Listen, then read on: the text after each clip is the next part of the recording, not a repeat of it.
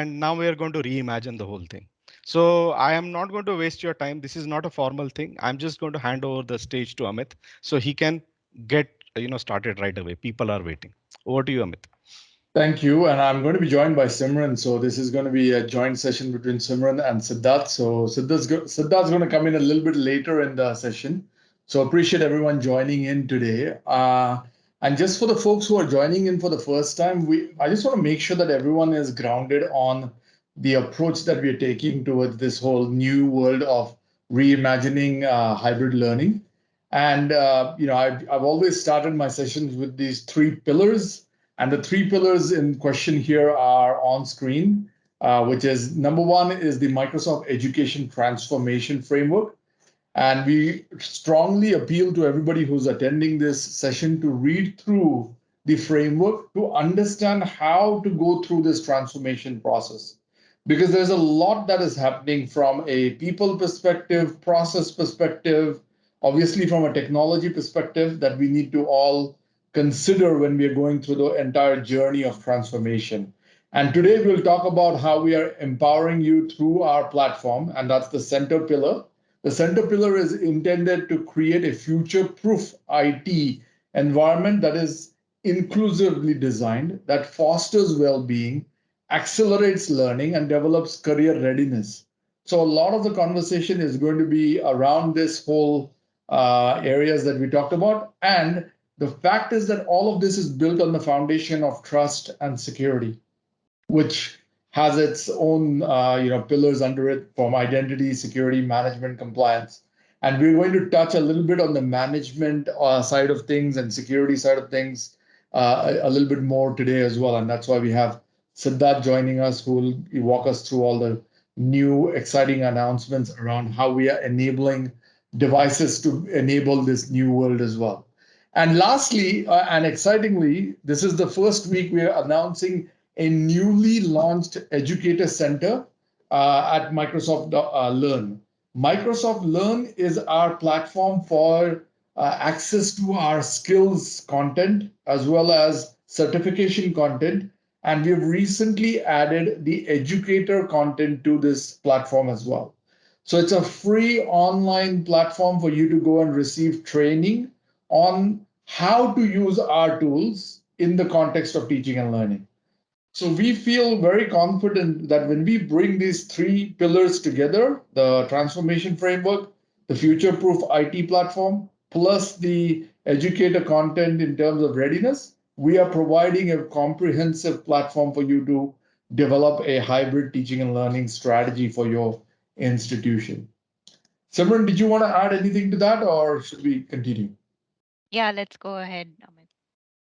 Thank you. So I think on the next slide, we are really focused in on this whole concept of cloud ready, but not cloud dependent. And as Simran is building this out, what you'll notice is we are talking about this in the context of putting the device in the center. And we are specifically talking about 11 Pro devices, which are managed using Intune for Education. Now, again, given that we are moving a lot of our teaching and learning experiences online, security and safety and compliance becomes paramount, and having a safe, secure environment that you're providing at the endpoint is really important. And what I'm highlighting in this slide is a Windows device, but Intune also enables you to manage a heterogeneous environment that is made up of Android and iOS and other operating system devices as well. However, as you'd probably guess with a Microsoft presentation, we are a multi operating system platform. However, there's capabilities in Windows 11 Pro that are specifically designed to integrate into all of these services that we provide.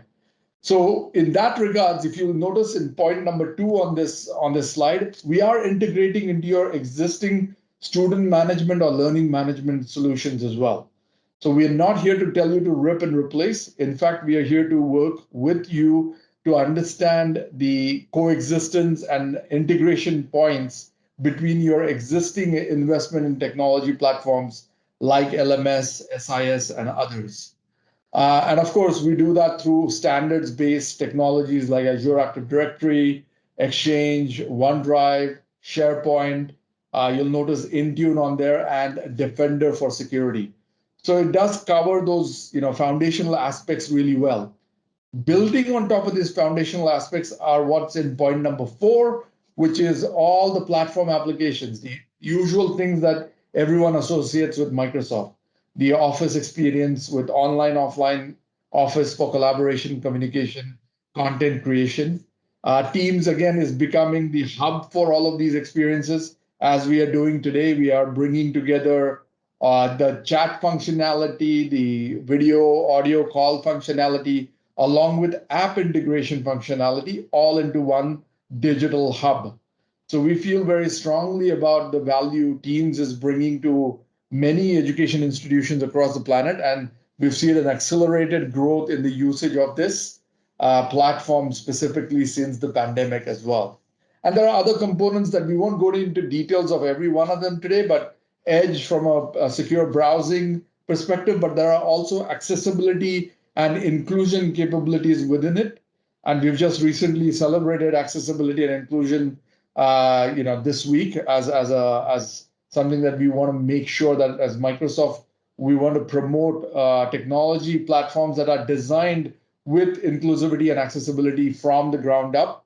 And all of these tools that you see have that. But I want to call out specifically Edge browser, OneNote, Teams, and others that are really enabling us to include all those people who have disabilities, be it physical or otherwise. So there are capabilities from an AI perspective that enable that. There are experiences we can create with Whiteboard, with Minecraft, and of course, from a STEM education engineering perspective, we also want to make sure that we provide you an integrated development environment with Visual Studio. And highly of interest to higher education is the last icon. You may not be familiar with it, but it's the Stream platform.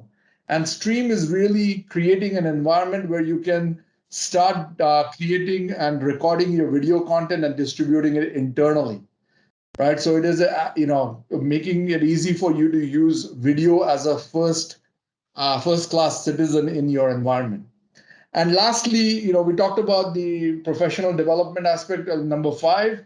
And lastly, I also want to highlight that we are enabling deep insights out of the box. Because what happens is in a hybrid teaching learning environment, we want to use the platform to provide us insights into how it is being used. I kind of think about it like wearing a fitness watch or a fitness tracker that allows us to track various aspects of our fitness. In a similar way, this platform is collecting information and the relationships between people, the communication, the collaboration, the content creation, and their engagement time. And it's been analyzed, and using AI, we provide you direct insights into this. And we would love to kind of get into the depths of the Teams Insights app and Azure and Power Platform in a separate session. But suffice to say, that is a very powerful end result with a lot of our customers are asking us for. Is it's great that you're giving us this platform, but please also give us the insights to go and make some informed decisions against. So that's a little bit of an overview of the platform and how it sits together. I want to use this opportunity to also kind of think about how this enables the hybrid teaching and learning. And I think we have some questions we're going to guide ourselves through. And the first thing that comes to my mind is, we are, definitely grounded on the reality that hybrid learning is here to stay. We feel that, remote learning was a temporary necessity, which happened because of and was accelerated by the pandemic and has evolved into various institutions using different paths to get to that remote learning solution, finding tools that fit their requirement there and now. When the pandemic hit, we've seen customers, evolve with us, and our platform evolve with their requirements at a very rapid pace. However, we feel now that it's been over close to 2 years in this new normal, hybrid learning is going to be here to stay. And we need to imagine a world where we provide a flexible, reimagined learning experience that empowers all students to succeed and enables their education to continue, regardless of global health crises, weather, transportation limitations, or other obstacles. And we fundamentally believe that hybrid learning environment is something that enables multimodal experiences and is interactive in nature. And we have obviously been doing a lot to enable that through platforms like Teams. Agile enough for all student circumstances, whether they are connected online or offline. And one of the key benefits that we have been able to get our customers to understand and our partners to develop on top of is this online offline capability that the Office applications, the Windows operating system capabilities, and the ISV applications that we are developing with our ISV partners have enabled both a synchronous and asynchronous experience, because not everyone is able to have access to digital technology at all times that lets them have an experience like what we are having right now on Teams, where we are having a synchronous meeting where I'm talking to you and we can interact through chat and other mechanisms. But there is a time and place for asynchronous, and that's why we've developed solutions like Stream, like the Teams meeting recordings, like the ability for you to synchronize your content offline using OneDrive or SharePoint Sync. And we want to make sure that it is built with this infrastructure in mind. So all of the capabilities a lot of our customers are asking for has been thought about in terms of making sure that we give you a simple way to deploy this and enable this active engagement. A lot of work has been done to also build in like things like formative assessments, be built in polling capabilities, and also have the ability to extract data from that polling data as well. So Forms, for example, has evolved a lot in the last 2 years to accommodate these interactive active engagement capabilities in the platform. So with that, Simran, I'm going to give it to you to see how we see what the problems we are facing and how we can tackle them with our platform. Great. So, Amit, let me actually bring in the view of how some of our viewers who are on the call and the different stakeholders that they interact with, what were the challenges that they faced. And I'm sure a lot of the people will also resonate with this. When COVID or lockdown hit, there was a need of the hour to actually move to remote. How did we react, in that phase one? Then there was a phase two where we sort of adjusted to the new remote way of working. In the first phase, we tried whatever immediate resolve was possible through technology, through indigenous means. But the second phase was more where we started to understand, okay, how can we actually start using technology to impart education, and also some of the aspects you highlighted, right?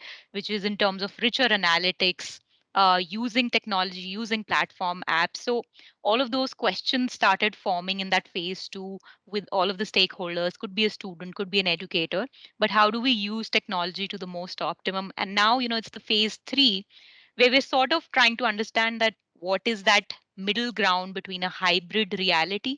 Some students might be online, some students might actually be in the room. So how do we solve for that question? How do we still be resilient, leverage technology to the most optimum that we could do, and still be able to give the quality education that we want to our students, to be able to build them or enable them for their careers for tomorrow? So let me throw a little bit light on the challenges that today's educators faced. And on the screen, you'll also see some of the other very important people who would have gone together through this process. So educators, for educators, it became very important that, whatever we were used to in an in-person class, whether it's theory, whether it's practicals, whether it's labs, all of that, how can that be replicated? Did we have technology, or do we have technology that can help you in ensuring that your students are progressing at the right pace, even though they are sitting at their homes, or some of them might be coming to class? But how do you maintain that consistent balance across the two types of students who might be joining in? And secondly, how do you see their progress happening over a period of time? And at the same time, we don't want to deal with technology. It is an important enabler, but we don't want it to be a limitation for you. So technology, it should be just as simple as using a feature phone, not even a smartphone. So at Microsoft, we're trying to actually simplify all of this for you. So for example, Amit touched upon a few aspects of how Teams can be used to not just do video conferencing, but also to be able to understand how your students are progressing. With the help of Teams Insights, you can actually understand if a student has submitted his assignment, are they doing it on time, are they working late in the night. So all kinds of analytics is possible, and that's the beauty of actually using technology. It helps you give all of these um, next level insights and data that you can then crunch and be able to ensure that your students are actually moving in the right direction. So we seem to have touched on this insights thing a little bit, and I'm assuming that folks are a little bit curious about it. So I'm going to go a little bit off script and show this to folks. So what I'm showing on screen right now is a Teams environment, and I've got for the sake of everyone's demo, I'm going to use an example of an engineering class here. And what you'll see here is Teams has been designed with the education experience in mind. And one of the things we can do here is as soon as you get into Teams, the engineering team has all of the folks who are joining in. They can have a chat as you would do on social media and be able to create channels for having particular subject matter conversations around, in this case, advanced computer graphics or data analysis and things like that. So each subject can be kind of segregated within that particular also, sorry, each topic could be segregated into channels if required. But what is interesting here is going to be things like class notebook, being able to replicate a analog, netbook, or sorry, a notebook environment into a digital environment where we can take this content online and offline, where we can, put in your handouts, being able to do all of the things that you would normally do with a notebook or a physical book, but replicate that digitally, being able to even distribute content, like instead of photocopying, you're now digitally distributing it, and being able to review student work right within the notebook, being able to manage your notebook and things like that. It's really a very powerful tool to enable the online offline. Right now, it's open in the browser. I can open this in a desktop app and take it offline on a mobile phone or on my PC. There's obviously this capability of doing assignments and being able to grade assignments. All of that, becomes part of the platform. And of course, we have Turnitin integration. So when you do turn in your assignments, you're able to do plagiarism checking and things like that. But what is interesting, and we kind of alluded to this a lot, is insights. And insights has become a very powerful means for us to use this data that we're gathering and the connections that are being made between people and the way that they're emailing each other and so on and so forth. It really gives us insights into how things are going. So here, for example, we are able to see Gabriel was often late to meetings last week. So it might be worthwhile for us to start a conversation with Gabriel and say, hey, why are you late? Something might be going wrong. Maybe they're having a health issue or something's not really going right with them. So we can do that. We can see that, if everybody has submitted their assignments on time, who was inactive last week and why. Some folks who have not even looked at the assignment yet, or who was absent, and students who might need support because they're falling behind, and being able to look at, the amount of time they're spending, who's actually communicating with each other. So you can look at their communication activity. And we also have social emotional learning built in now to track how they were feeling during the class.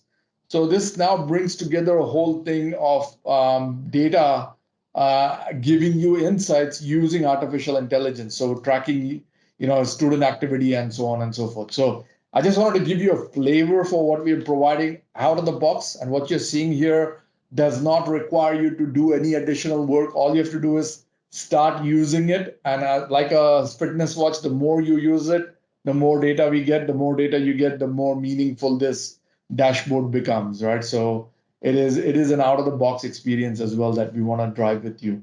So I just thought I would kind of step out of our presentation for 1 second there. Simran, back to you.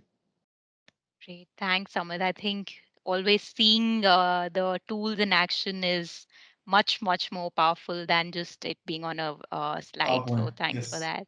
of course.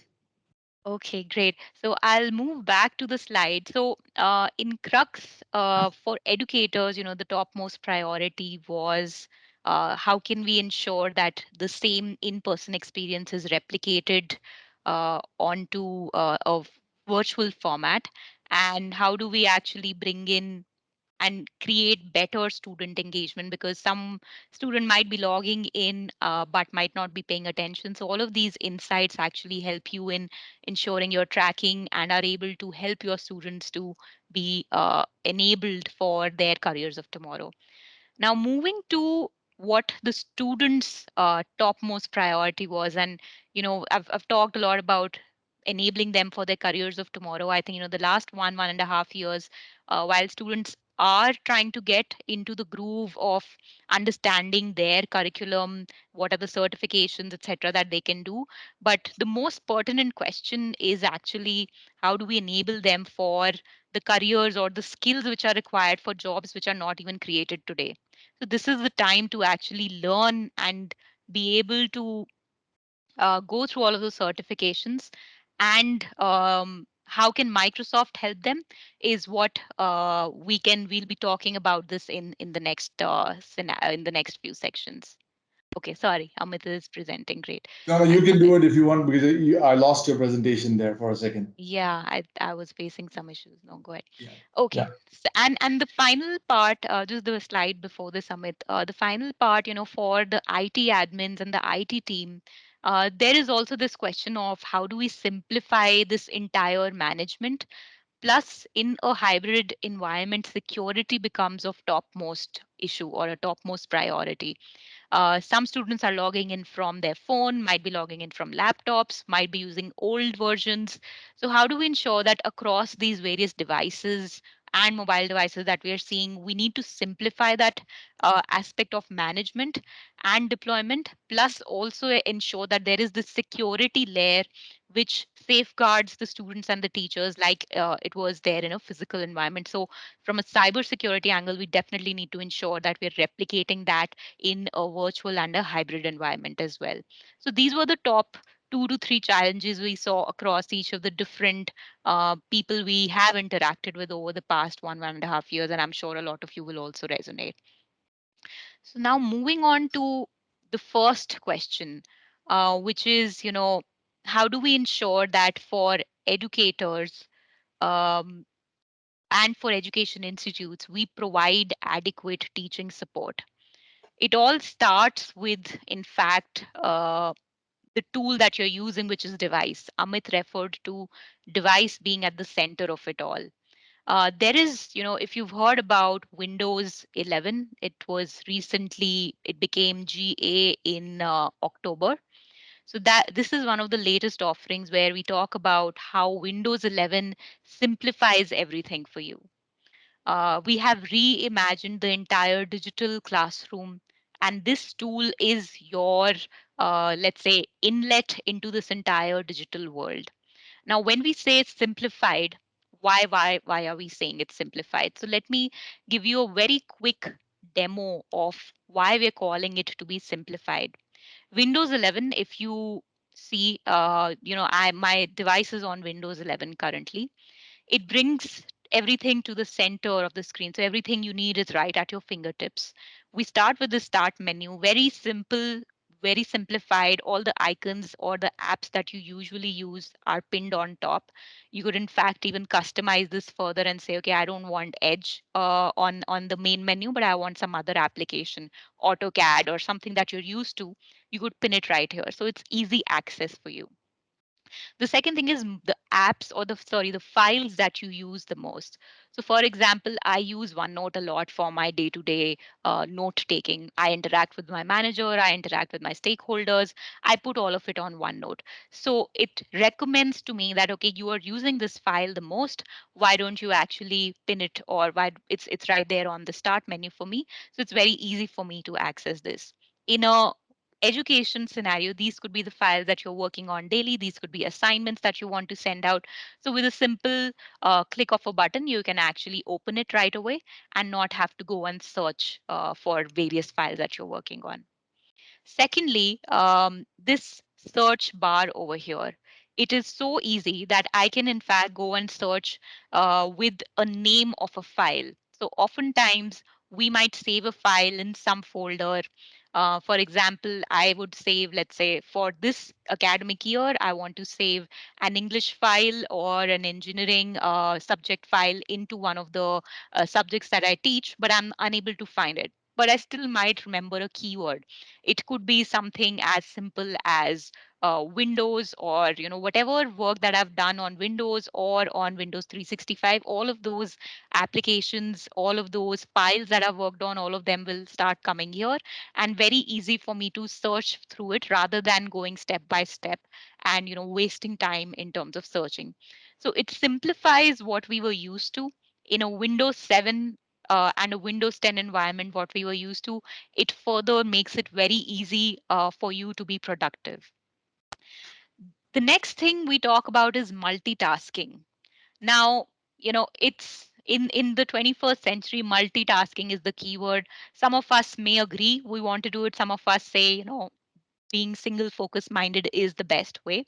But in a virtual scenario, multitasking, I would say, becomes something which is a necessity. So for example, if I have to listen to the teacher, so here is my Teams, I'm listening to the teacher talk, but I also want to actually take down notes. What do? I will open a Windows, I will open a Word file on the right hand side. I can hear the teacher actually talk through, explain the concept, and also be able to take my notes. So I can do this two window search right here, and take down all the notes. Not just a two window, we went one step further and we said, okay, some people might actually need more than two windows side by side. So we have all of these various layouts that we have. So now I can in fact do four windows side by side, take down notes, listen to the teacher, maybe record it in one session, and the fourth one, maybe it's just an something to do on search or online search. I could simply search right now, so I can actually do four things side by side, making it very easy. The next thing that we introduced was in fact a widget, which is, a lot of us, we actually in our phones, in our Android phones, and in our other phones as well, we use a lot of these widgets. So it makes it easy for you to actually access information at the tip of your one shortcut, which is Windows plus W, and you have this open in front of you. I could check the weather, I could check how the stock market is doing. I could in fact have a look at my calendar, that okay, my next meeting is at 4:30, my next call is at 4:30, and so on and so forth. So all of the news is available at my fingertips. So very easy again for you to use windows that you're used to, plus with added elements that are brought in. I by mistake closed my PowerPoint presentation, so I'll just bring that up as well. Okay. And then finally, Amit also talked about accessibility inbuilt into all of our products. Windows 11, again, has that at the center of it all. So, for example, if someone has any kind of disability, hearing, seeing, we have tools inbuilt into our settings, which makes it very easy for the person to be able to translate into a means that they are most comfortable with. So, for example, there is a magnifier inbuilt into it for someone with a visual disability, or if you want to translate it into anything that the teacher is saying into your local language, you can do that with the help of not just Windows 11, but also inbuilt translation into Teams. So all of these aspects are available so that we ensure that it's an equitable and an accessible technology, and people are not left behind just because they might not be able to use technology. And then finally, inking touch enabled. This was something which was brought about in Windows 10. We still bring that into the table, and Siddharth will actually be also showcasing how how we have some great devices like Surface Laptop, Surface Pro, which will enable you into making notes for your lectures, being able to actually use a simple pen and paper replicated onto a device, which is all inking and touch enabled, and replicating that entire paper experience for you. So, again, making it very simple for you to not deal with technology, but actually empower you to use the best of technology and take it further and focus more on education. So let me put a question to you, Amit. We heard the educators' view, we understood their top challenges. Now, how do we ensure that the IT team provide the right technical support when it comes to deployment, management, for any curriculum needs, since everything is now hybrid, or the future is hybrid? So, how do we enable the IT teams to do this? Yeah, so that's an awesome question there. I think the reality here is as soon as we talk about going into a digital enabled hybrid teaching and learning, we are going to deal with technology tools, software, cloud services, and others. And with that comes the opportunity for us to also make sure that we manage that in a meaningful way, have it scale in a meaningful way, and also make sure that we secure it in a meaningful way. So if you move to the next slide, we just talk about this whole concept of being able to do this security from the silicon to the cloud, really thinking through of how we bring this capability to our customers. Because what we have noticed is that education actually is the number one attacked industry on the planet.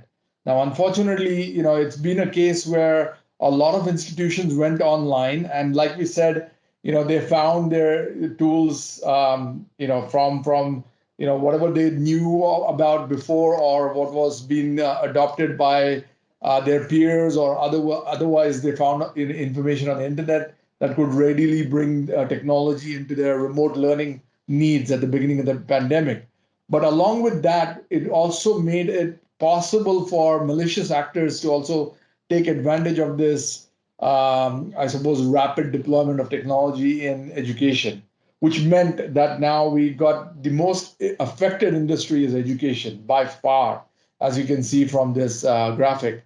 And we have data to support this conversation as well. And we've also seen an increased, security breach activity in India specifically as well. So it does kind of create an opportunity for us to really work with our partners and with our customers to understand how Microsoft can help. So if you could move to the next slide, to kind of provide this streamlined security and identity management for student and staff. Because unless I know who you are and which device you're coming in from, I'm not able to apply security policies, access policies, and those sort of advanced capabilities that are truly required in a cloud-enabled hybrid teaching and learning environment. We want to make sure that we protect your data, because obviously institutions are generating a lot of personal data, but also generating data through research and content creation and collaboration with internal and external bodies. So we want to make sure that we enable that collaboration in a secure way, that also makes sure that you are securing your IP that you're generating through research and work that has been done. Defending the institutional assets, be it physical or virtual, campus systems and others. We've had, instances of campuses being physically shut down because of attacks to security systems and such. So it really is imperative, now that everything is connected to the internet, that we do provide this silicon to cloud. So if you move to the next slide, it talks about this concept that we are really promoting to think through on from the device perspective as well as from the cloud perspective, having this protection built in from the root of trust in the hardware and the firmware, And Siddharth will talk about specifically how Microsoft is enabling that, protecting the user identity from a passwordless security perspective, because one of the ways a lot of the attacks are happening today are not due to software vulnerabilities or hardware vulnerabilities. It is through social engineering mechanisms. So passwordless security has really taken on a new interest with our customers as well, to make sure that we move away from this world where we've got insecure or very simple passwords solution. So if we move to the next slide, I would like to touch on a couple of these technologies through Windows Hello, through Microsoft Authenticator, FIDO security keys. This passwordless momentum has really taken on. We've now got over 200 million users in our Azure Active Directory environment that have gone passwordless. And on the next slide, you'll see Windows Hello is one of those key technology that leverages biometrics or PIN to enable a secure, fast login into your device so that you don't have to spend time logging in. Of course, a lot of the cost of running your IT environments is also in making sure you have passwords that haven't been expired or need reset and things like that. So all of that is built right into the Windows operating system and is enabled by secure hardware platform. And Siddharth will take us through that in the next little bit as well. And lastly, I also want to make sure that if you don't have access to a biometric device, we still can provide you access to passwordless through Microsoft Authenticator. So again, a combination of the cloud, the device, and a passwordless authentication mechanism coming together to enable a new way of thinking about deploying this technology in a simplified manner. Back to Great. you, Yeah. Simran.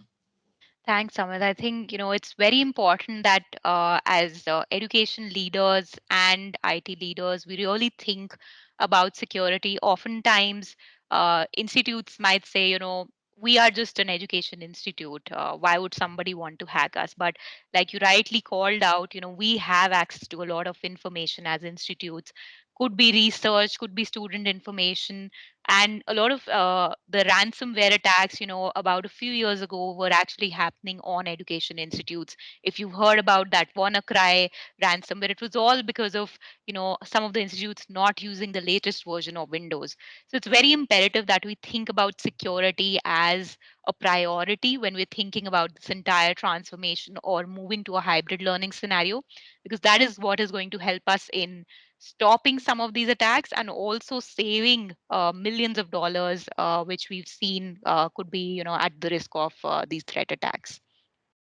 So, coming to the next question, again, that entire framework which Amit highlighted, where the device was sitting at the center, it is definitely a very powerful tool for educators and students into this hybrid remote learning world. The right device can actually save you a lot of time. It can actually help you in focusing more on building your lectures, imparting your lectures, recording them at very ease. A few years ago, I used to interact a lot with IIT professors, NIT professors, and trying to understand their needs of how device can actually be made useful for them in the classroom for a blended learning environment. And at that time, a blended learning thing was really new. So a lot of the professors were very interested because they were using a lot of devices. It was one device, which was a laptop, was used for taking notes, creating PowerPoints. Then there was a blackboard where you would teach, where you would explain those particular concepts. Then there was another a projector, so to say, where you will project your notes or write on it and then project it on the screen. So you had to deal with a lot of technology and wasn't the best experience. So I'd like to bring Siddharth here, who will share how the right device can actually help you in your journey into this hybrid world, and what do we need to think of when we're thinking about hybrid learning, and what is the right device, or how do we use devices to get the best experience. Thank you, Simran, and thanks, Amit. That was a context very well set up, and of course, while devices are the touch point, right? I mean, a lot of what we really talked about is what we really experience on a device. So everything sort of comes to life on devices. And when it comes to devices, of course, Microsoft has made a lot of investments to ensure that like the experience that you get in education on Windows 11 or M365 or any other applications, it only gets elevated when you sort of use that on a Surface device, and your overall cloud experience in terms of your virtual classrooms enabling a much more seamless conversation between a teacher and a student sort of becomes much better when it comes to Surface, right? So there are multiple aspects about the devices. Of course, when we really look at devices, we say Surface really helps you on three key aspects, right? One is, of course, being more productive, being able to teach better, students being able to learn better. Just if you could just move back to the previous slide, Simran. Thank you. So that clearly is around the kind of devices we have in terms of form factor, and Simran did touch upon it in the fact that when we really look at some of our tablets that can be also used as laptops, the ability to use a Surface Pen on the device just makes it much more convenient for teachers to actually explain a lot of concepts when it comes to engineering courses or design courses, right? So imagine a teacher in a conventional environment sort of writing it down on a blackboard or on a whiteboard or using a projector, all of that sort of giving way to a whiteboard within Teams on which a pen is being used to share notes on an infinite canvas, which looks natural because it replicates your handwriting and something that can be shared with students after the class so that they don't really have to bother about taking notes while the class is being administered. So all of those things just make sure that the learning is much more seamless. It's better.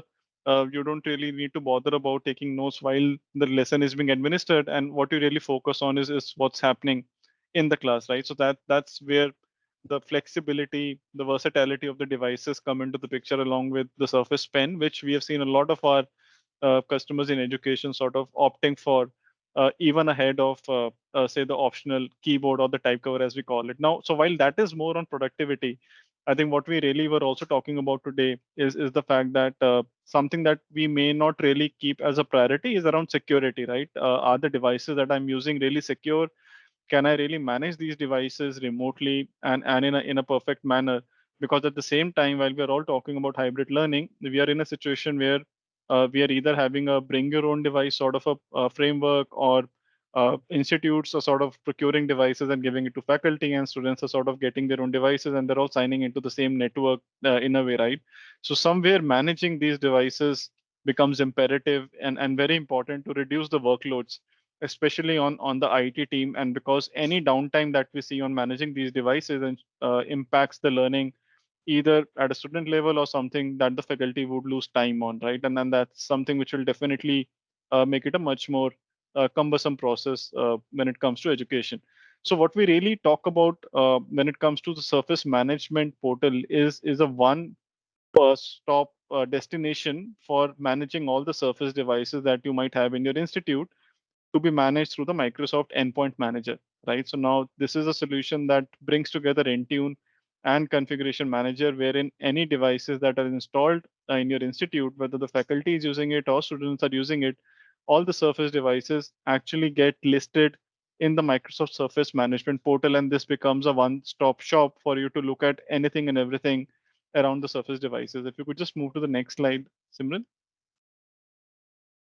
Yeah, so it basically gives you a view of the status of your devices, which basically tells you in terms of devices having any compliance issues, what is the warranty status of the device, have you actually are facing any issues on the device that needs to be addressed from a customer post-sales experience point of view, how many devices are going out of warranty. It also gives you a one window view to all the tickets that you would have raised with Microsoft post-sales team for any issues on the devices. So essentially, it reduces the interventions from the IT team, reduces IT cost, gives you one portal for self-service efficiently. It also gives a much more streamlined management solution in Microsoft Endpoint Manager, because that's where you really need to go to look at the status of all the devices, all the service requests, and also receive regular updates to the portal. So while of course this is part of our enterprise mobility suite, but it's something which is currently being launched across markets in a sequential manner. And in case you have Surface devices in your institute, in case you have a Microsoft Endpoint Manager and Intune, there is nothing else that you need to do. The Surface Management Portal will appear right there in the Microsoft Endpoint Manager for you to look at the devices and see what's happening in terms of the real estate. So that's really a value that Microsoft brings on the table for Surface devices, and you won't really get it in any other OEM devices, right? To ensure that you don't really need to spend time working on devices, rather you actually use the devices and make sure that your classrooms are enabled much more seamlessly. So that's really one piece of Surface. Next is of course security, and Amit did talk a lot about it. Simran mentioned about this. What is Surface really doing differently, right, when it comes to security? And Simran, if you could just build the slide here, yeah. So essentially, there are some parts to security which Surface maintains, like in some of the other OEM partners, right? So there is a trusted platform module, popularly known as the TPM, which protects the hardware from being tampered with. It can quickly and easily encrypt data, and some of the things that Amit was mentioning about biometric login using Windows Hello is something that gets connected and linked to the TPM chip, right? Then, of course, we have the unified extensible firmware interface, which is what the advanced version of BIOS is. This is completely maintained by Microsoft. So it's again a first party offering available on Surface devices, which basically ensures that from the time the power button is hit on the device to the time that the operating system loads, you can avoid a critical vulnerability point, and that is where UEFI comes into the picture, right? So that's again something which is developed and managed by Microsoft. So you get the best of it on Surface, and not just managing and developing it, it's also about maintaining or managing the settings at a firmware level, right? So if, for example, in a classroom environment, you want Bluetooth, for example, to be disabled for any file share that you would not want to happen, or for example, if you want the cameras to be disabled at the firmware level, right? While you can always do it at a OS level, but to do it at a firmware level brings that additional level of security, which a local user then can't really go back and switch on. So those settings at the firmware level in your educational institute environment can actually be managed through what we call as DFCI, which is Device Firmware Configuration Interface, right? This is nothing but a policy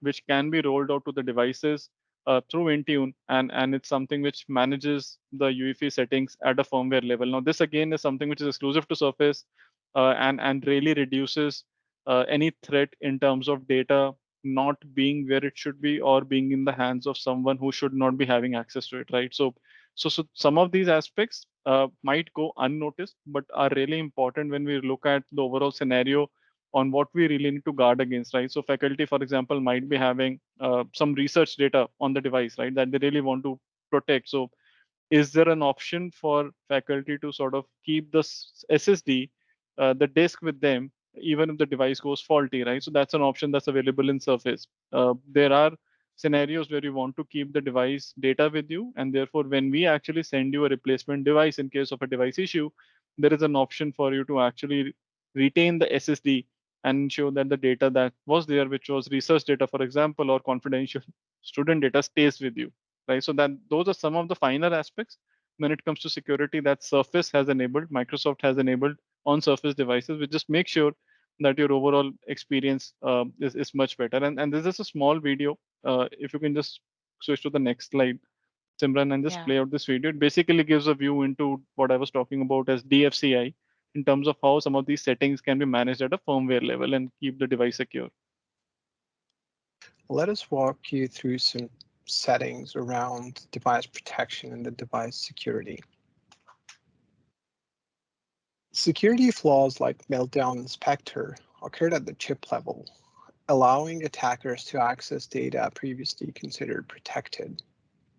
The Unified Extensible Firmware Interface, commonly known as UEFI on Surface devices, is developed and maintained proactively by Microsoft so that from the time the power button is pressed to the time that you boot into the operating system, you can avoid critical vulnerability.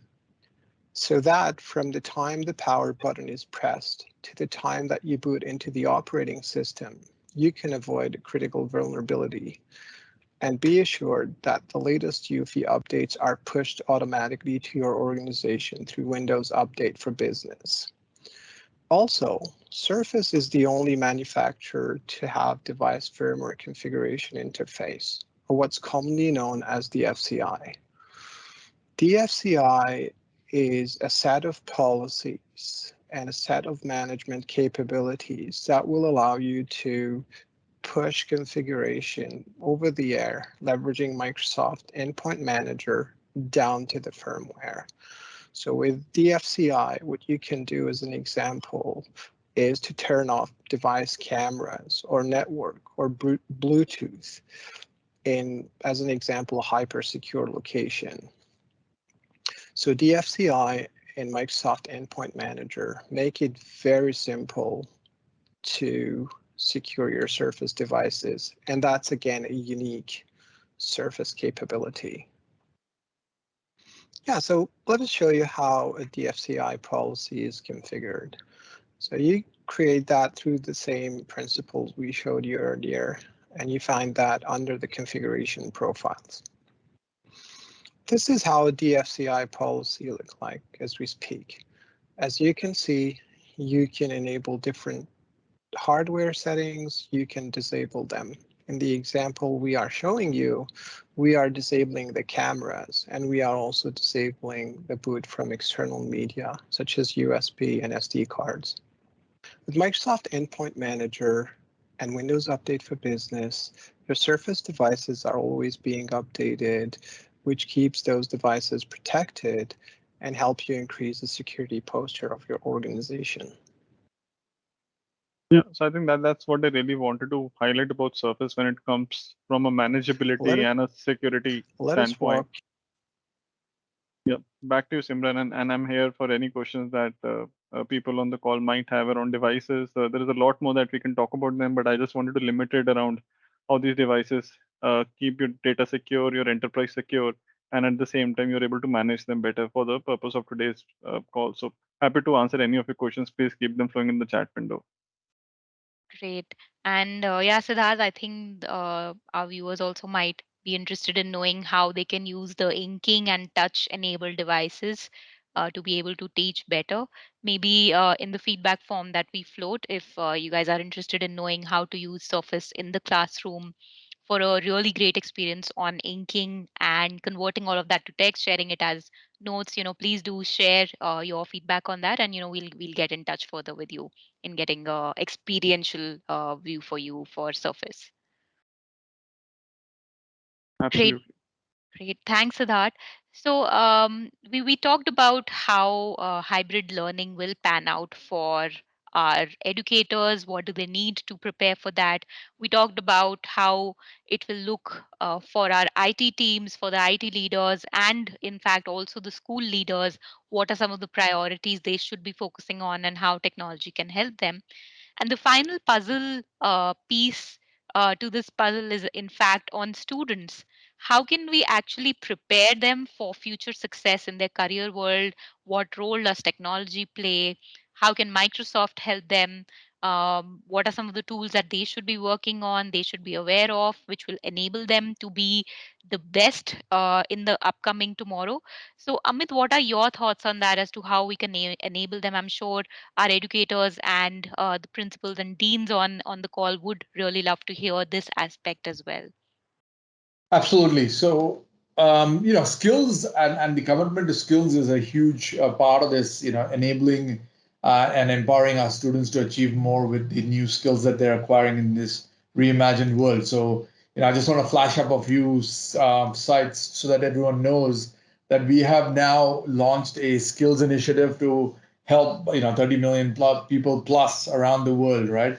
With learning paths and expanding our work vision to have a more inclusive skills-based economy, career connector, helping connect 50,000 job seekers to take enabled careers across our own ecosystem.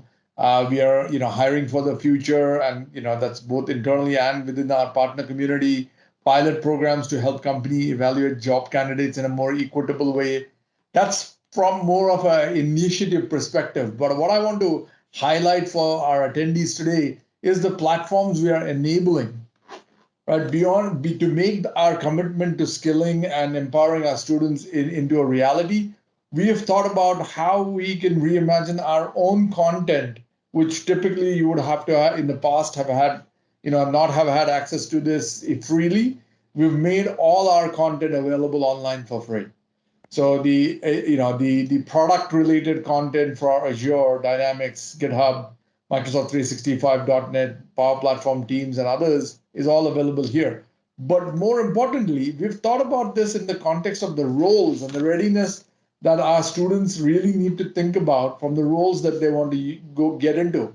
For example, if we're going to look at, a data analyst or a data engineer or data scientist, what type of, content do they need to consume? What kind of paths do they need to take? And the certifications that they can take to actually go through it with it. Now, of course, a lot of this is going to be online, but we do also offer instructor-led courses as well. But in the case where you want to go through all of these things at your own pace, we're providing a learning path for you. So it's multi hours, and a lot of these actually do have hands-on labs as well as tools that you can download and use and experiment with on your own devices and access those. So that's a key enabler. And just recently, we've actually, and this is exciting, I'm probably doing this demo for the first time, we've also launched the Educator Center for our educators to learn about how to use our technology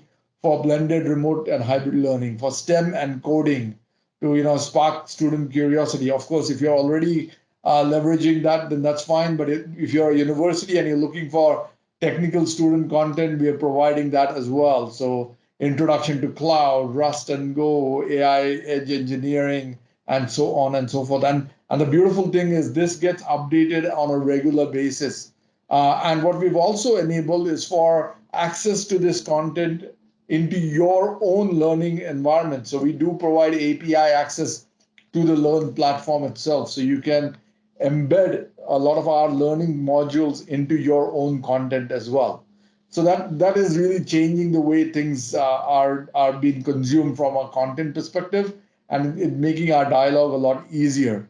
The other thing we've also committed to is making our certification much more relevant to the industry and the requirements the industry has. For example, security has become top of mind for a lot of customers. So we have now developed, certification around security engineering, making sure that folks are aware of the competency and the proficiency of a candidate, of a student who's actually gone through this particular certification process. And all of this again is backed by all of those learning modules that we talk about in the previous on the previous page as well. So it becomes a very comprehensive way of doing things. There is, even the Learn TV. So you can actually even, we have a constant stream of access to a lot of our own internally created content. We have got experts who come in and contribute to this. And so there's a lot going on from that perspective. So I really encourage all of you to kind of go to Microsoft.com/learn and actually take advantage of this platform. It is super cool. And it has badging and micro-credentialing and all those things built into this platform as well. So I hope that gives a bit of a insight into how we're thinking about skilling and coding and things like that. Great. Thanks, Amit. And then one final question. We talked about the devices, we talked about the tools, Teams, OneNote, MS Learn, everything. Now, how do education institutes get started on this journey with us? Yeah, that's a great question because, of course, at the end of the day, like you said, we want to make this deployment process easy. So you get started by deploying your Office 365 environment. And once you've done that, we can add capabilities to the Microsoft 365 cloud. Specifically, we are enabling the online, offline capability through the Microsoft 365 apps for enterprise. So that's your typical Word, Excel, PowerPoint that everybody knows about, and taking that offline. Then we are also providing the security and the management capabilities like Intune that we discussed.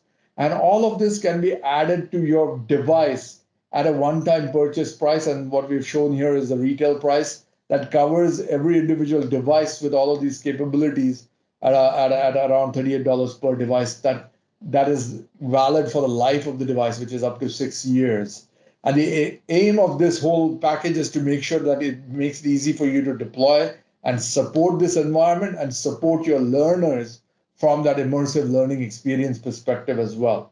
So all of that, the things that you've shown in the diagram on the right-hand top corner is enabled through the Microsoft 365 A1 license, I suppose, licensing construct.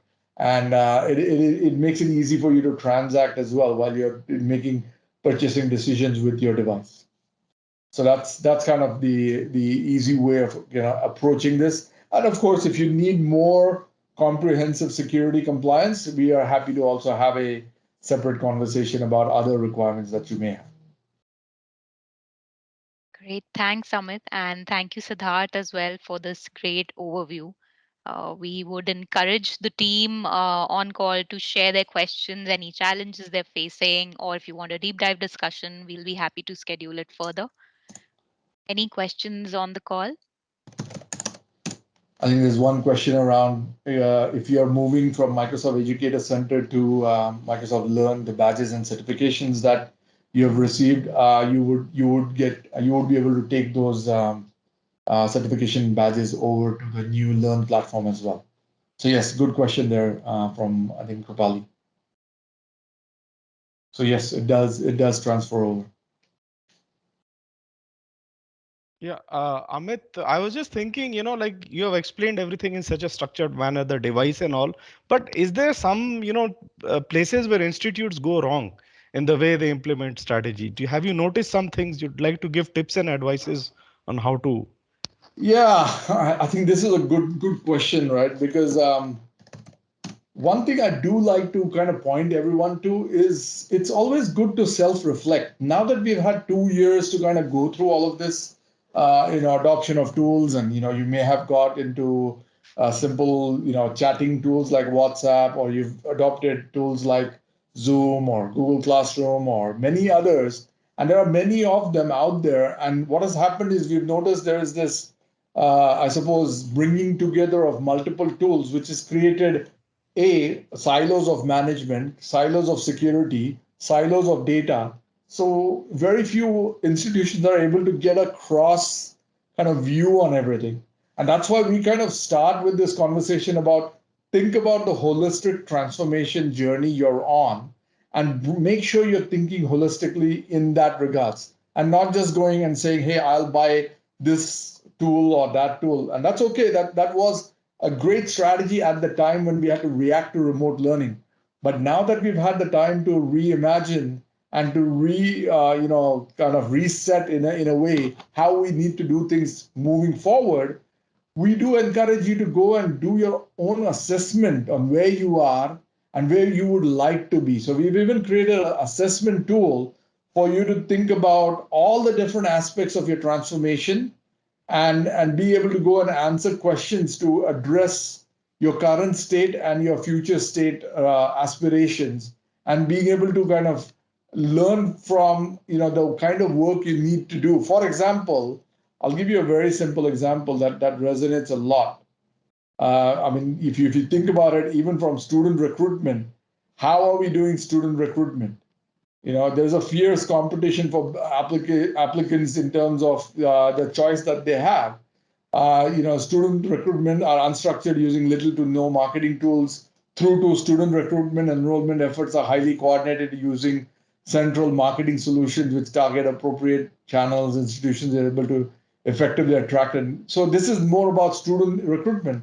Then there is student retention. Then there is alumni engagement, and so on and so forth.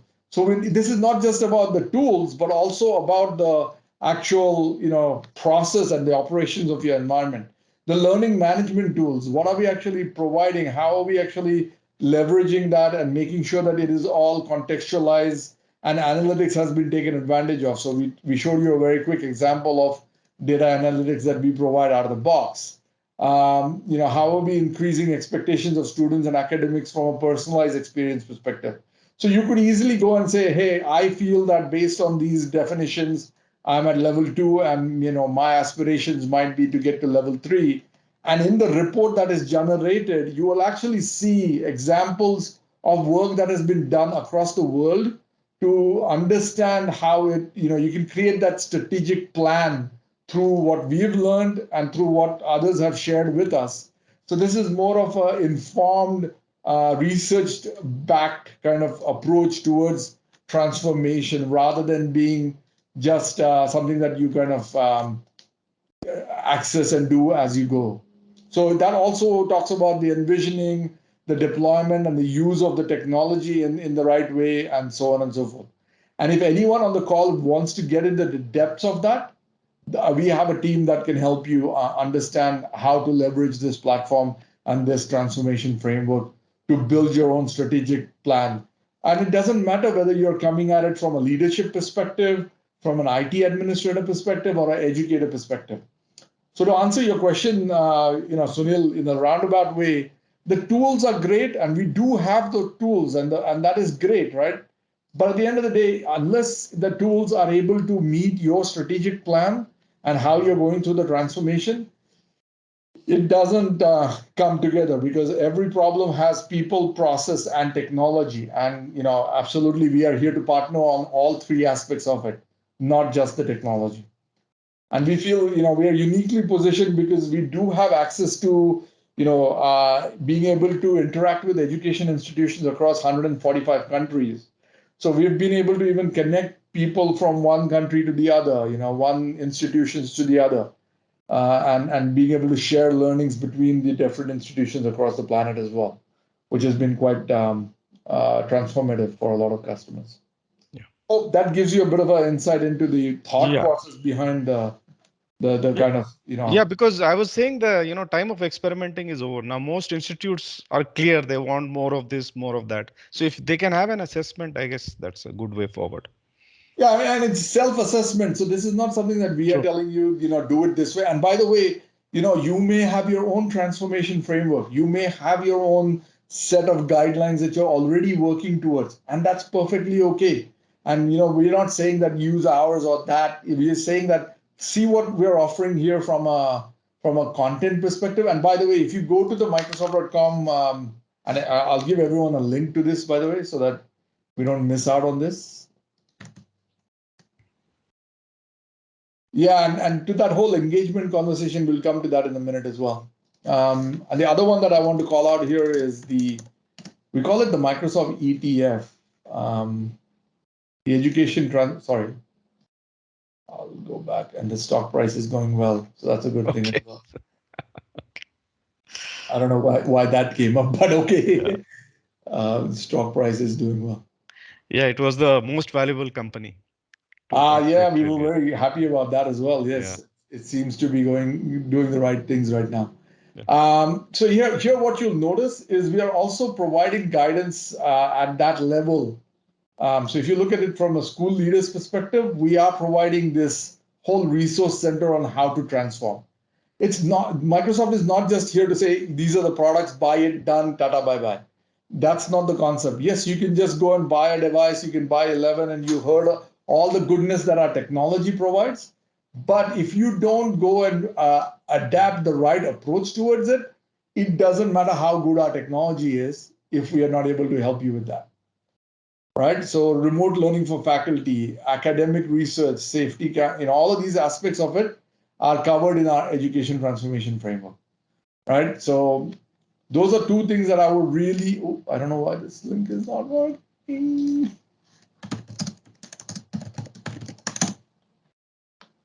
There we go. And there's even a learning path for this, by the way. So there's a learning path on the holistic approach, global best practices, and the research-based kind of, there's even a course on this. So if anyone is interested in doing a course on it and getting certified, because a lot of it is also grounded on science around change management, right? So change management has become a big part of empowering this. And I'm sure everyone on this call has gone through some form of change management, whether it was a firefighting event at the beginning of the pandemic where everybody needed to learn a tool, to change management that has been a little bit more organized and long term as well. So we do take into account those sort of aspects as well. So from that perspective about how do we create engagement, so there are some trainings and lesson plans that we've created in that regards as well, because we did kind of see that happening earlier on from various customers and from our educators. So the lesson plans have been created around that. So we do strongly encourage you to go through ideas that have been shared around hybrid learning strategies for success, ideas around fostering remote learning environments with student-centered tools, creating this whole student-centered learning environment. Those are areas where we've been able to go in and talk about how engagement can be bettered. And you'll start to notice for the person who was from MEC that a lot of our content will now be transformed over to the Microsoft Learn platform eventually. So the other aspect was this whole digital inclusive learning community as well, because a lot of what has happened is folks who've not been able to participate, even in person sometimes, are better able to participate when they are using digital technology, because we're enabling this concept of digital literacy, how we're enabling pedagogy to enable that. All of it has been covered. Yes. Yes. Yeah, that's a good idea. Yes. Other aspects here, there are third-party tools that you can bring in as well. Wakelet, Forms, Flipgrid, and all of those aspects are critical. That's another aspect of what we are doing is we're not just saying that Microsoft is providing all of the answers. We are partnering with our ISV community as well. So you'll notice inside Teams, you'll have the ability to bring in applications that are education specific.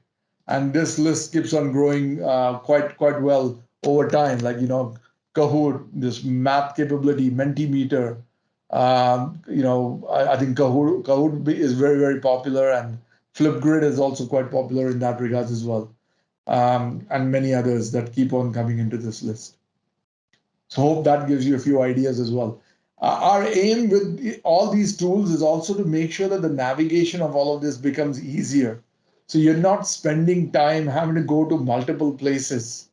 We've been able to show customers where they were using 30, 40 different tools to consolidate down to Teams and integrate their other applications into Teams so that they don't spend time having to tell students, go to this app, do this, do that. In fact, we've also enabled, for example, inside assignments now, the ability for you to integrate applications. So when I create a new assignment, I'm hoping that my particular demo tenant does have the capability around apps, but we recently added that capability to attach. Oh no, not yet. I don't have it, but you'll be able to attach content from any app. So it doesn't matter whether it's whether it's a Microsoft app or not. You can actually link to not just Word documents, but any application. Oh, sorry, here it is. Yeah, choose an app. Yes, you can attach some of these apps. So Flipgrid, Loop, Whiteboard, Wakelet, others. So the examples that were put out there, those are available for you to also integrate into assignments. We've also created things like group assignments, so that you can actually assign people to groups and be able to move them to individual students or to group of students. So it is kind of interesting. And yes, when I show this demo, some folks on the call might be thinking, is Microsoft getting into the LMS business? The answer is no. This is intended to integrate with your existing LMS solutions. We are working heavily with the Moodle community, the Blackboard, Canvas, and other LMS providers to integrate their capability right out of the box as well, because we are LTI compliant. So any one of you who is working with a LTI compliant backend solution, we are able to integrate into that as well. So I do get that. That's a very common question. So just to kind of, yeah. So we do have a LTI compliant interface.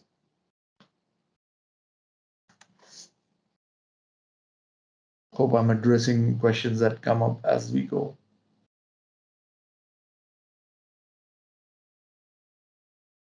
There was that after Wakelet, it was that provision for taking feedback after each section. Yeah, that's a good one. There is a lot that's going on with the Forms capability. We are using Forms to do that. And of course, it is persistent chat, right? The other thing with a lot of what we are doing is our meetings don't finish after the meeting is finished. You can actually persist your chat afterwards as well. So we do have that ability to continue having that dialogue with the students, unlike a lot of other tools where you do a video call and it's done, and all the content that you've created during that video call or during because what we fundamentally believe is Teams enables this whole capability of, before the lesson, during the lesson, and after the lesson, has a continuum within Teams.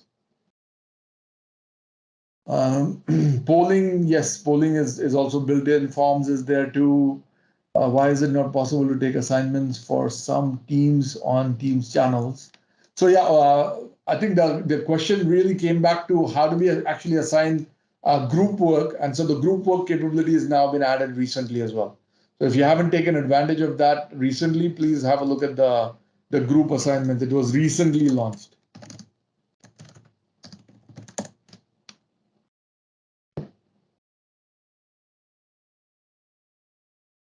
I think it was literally a few days ago that we assigned this. So have a look at that link if you're interested in the group assignments. So that means this feedback is a continuous thing. You keep getting feedback. And Sunil, there is a user voice, and we have a very vocal bunch of people who give us a lot of feedback, right? So I think we are very proud to have a very active bunch of committed. We have a few of them on our call today who are Microsoft innovative educators as well as Microsoft innovative expert educators who have really taken advantage of all of these capabilities in our platform, have spent the time to learn and have become experts and are also advocates for this, which means that they are also ones who are providing us a lot of feedback on a day-to-day basis. I mean, in fact, we have a prioritization for all of these things on a daily basis.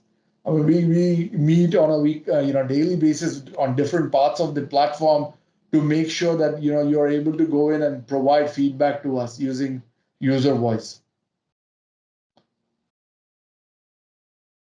So yes, it's absolutely, and we have a committed M365 roadmap site as well. So if you are interested to know what we are working on, what we've committed to, and the timelines around that, we do have a page that talks to this as well. So though gone are the days where you waited for a yearly week update and there was a big drop of features. We are literally dropping features on a weekly basis now. okay. And what happens for the commercial aspect of Teams also is applicable to a large extent to our education capabilities in Teams as well. And I think another thing, like though you didn't say it together, but it's like it's any device, any app, any LMS, any assessment.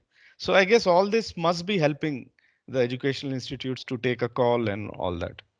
There is, I mean, there is an aspect of, let's be honest with a couple of things, right? Not all platforms enable all features, right? Right. There are security capabilities in Windows that are not going to be available in the Android. Okay. I'm not trying to say that it's better or worse, but that's just life. They may be in a different phase of their development cycle on some of those capabilities. And of course, having that first party integration capability means that we can do a lot better with what happens on Windows. The online offline capabilities is one example, right? We are taking feedback on a regular basis, even on the UX. Like you'll see, we are evolving our UX for the operating system as we move on as well, right? So the start settings that Simran showed you, we're changing the layout capabilities. Like some people have said, I want more pins. Well, great, I'll give you more pins. Some people are saying, give me more recommendation. Great, I'll give you more recommendation and less of the apps. Or you can keep it to the default. These are things that are evolving on a day-to-day basis, both from a UX perspective, from a security perspective, and that evolution will continue to happen literally on a day-to-day basis. I mean, it's next to impossible for even folks inside Microsoft to keep on top of all of the features that we release on a daily basis. Sometimes I'm on a call and somebody says, "Oh, I found this particular release of a product." Well, probably because it's one of those products that I didn't read up on that day because there is just so much going on, right? I mean, there's Microsoft. I mean, if you see the list of capabilities we provide out of the box, Sunil, it's quite mind-boggling, and at the same time creates a level of complexity as well that we need to help our customers manage through as well. So if you look at just the list of out-of-the-box applications that Microsoft 365 enables, from your usual bookings, calendars, class notebooks, and these are edu-specific, right? OneNote, OneDrive, lists. If you haven't used lists, we didn't even talk about lists. It enables a whole new way of working. Planner for being able to go and create plans, organize, assign tasks. Tools that in the past customers have had to go out and buy separate tools for, right? It's become now part of it. Being able to get Viva Insights, being able to go and say what happens on a daily basis. Like that's a feature that I love. Every morning when I come to work or when I log into work at the home, I get an Insights email, right, from Viva Insights. It's pretty cool because I'm showing you my live. And Viva Insight tells me what I'm doing during this week, inside of the month, my daily briefing. It actually tells me what I need to prepare for, the work that I've been doing, who I need to talk to, and that sort of stuff. So it's actually quite useful for me to know what's going on, whether people have sent me any files that I need to review and things that are relevant to my particular calls that day. So it's actually now using AI in a meaningful way on a day-to-day basis, right? Like even at work, for example, I'm using Teams to go and do this whole thing around being mindful. So I get a thing every few, actually every hour. You'll see at 3 o'clock, 4 o'clock, I get a reminder to go and breathe. And if I do that, it actually comes back saying do a self-paced breathing exercise or exercise itself, and it helps you through that. So we're really thinking through the whole working day in a meaningful way, not just about the in and out for the call. So there's a lot going on in this aspect, Sunil. Yeah. But good questions, really good questions. Yeah, that's good feedback. I think you can provide that through the user voice there, Krupali, for the assignments. Yeah, if you're looking to upgrade from Windows 10 to 11, it's quite simple. You would go and do a search for Microsoft Windows 11 upgrade tool, and it's there, and it will help you do that. If you want to manually initiate it, or you can wait for it to kind of come down, and you'll see that we do provide you the ability to do the installation assistant, and it will help you upgrade as long as your device meets the requirements from Windows 11 perspective. So any features which only say 11 will have or anything, or it's nothing? So as time goes on, Sunil, it is going to be a lot more focused on some of those things that Simran talked about, which are UX based, but a lot of it is also under the hood. Right? Under the hood, we are enabling capabilities that, for example, being able to run Android apps natively inside Windows, being able to run Linux apps natively on Windows, having the capability to also run applications that are designed for the web, like progressive web apps.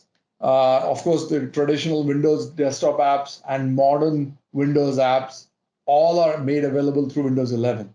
And the evolution will be in the fact that we are taking advantage of the underlying hardware.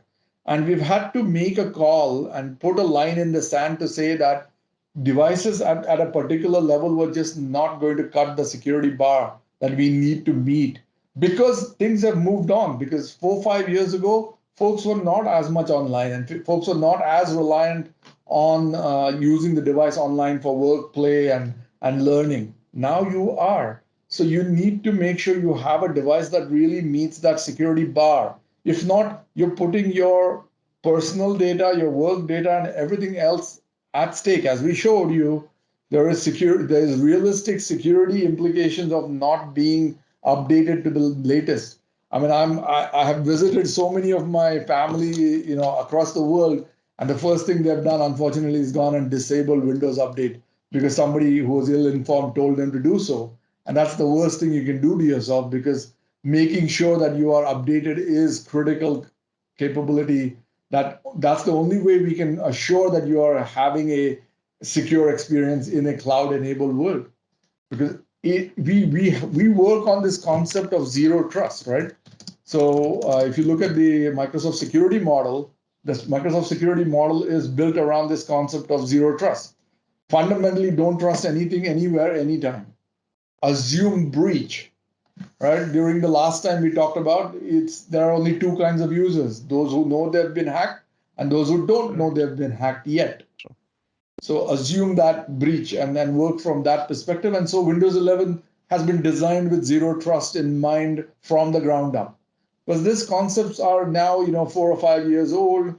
Windows 10 happened a long time ago. Prior to that, so we've made a deliberate, I suppose, decision to make Windows 11 a separate operating system that takes advantage of the latest hardware. And that's what we were trying to talk about when during our session, we mentioned this whole concept of, from silicon to cloud. That is super, super important. Being able to move to a passwordless environment. That's only going to happen when I have a root of trust in the hardware.